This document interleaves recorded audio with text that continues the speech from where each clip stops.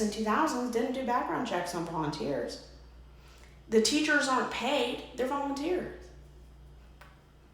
And it is brilliant to use games and food to lure in kids who would never give you a second look. It's brilliant.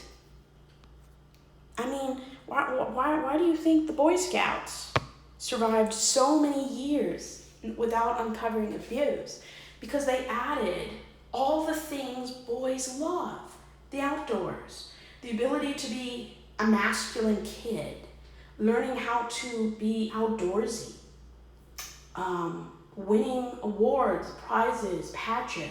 I mean, it is a boy's dream for most boys.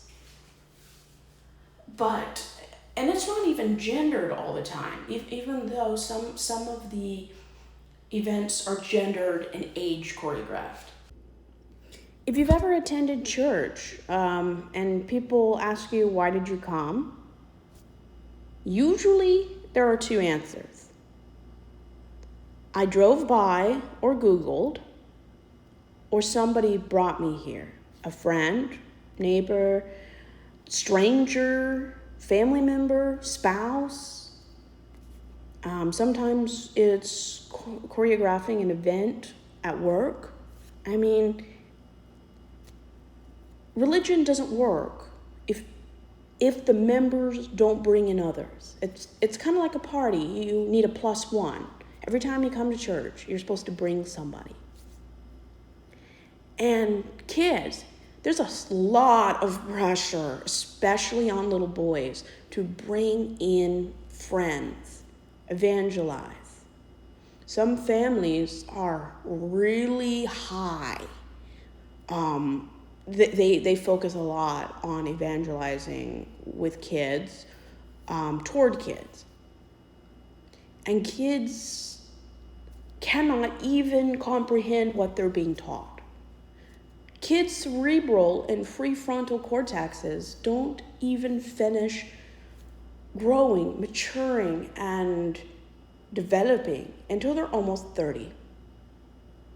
Because, I mean, if you're still growing in height, your body is still growing, maturing, developing.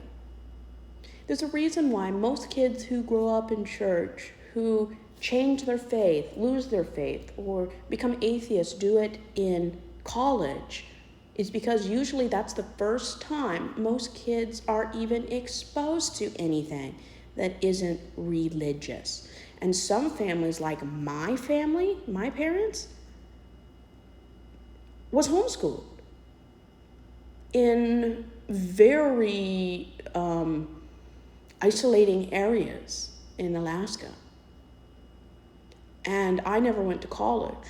So I never had that aha moment a lot of kids from churches and Christian families have. When, I mean, they don't teach teenagers and kids to defend their faith.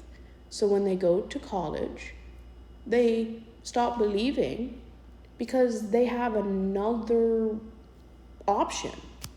Kids believe what they're taught because they have no filter. They believe everything. That's why churches target kids under 18. They're vulnerable. Most kids either don't have a very good relationship with their parents or they don't feel understood.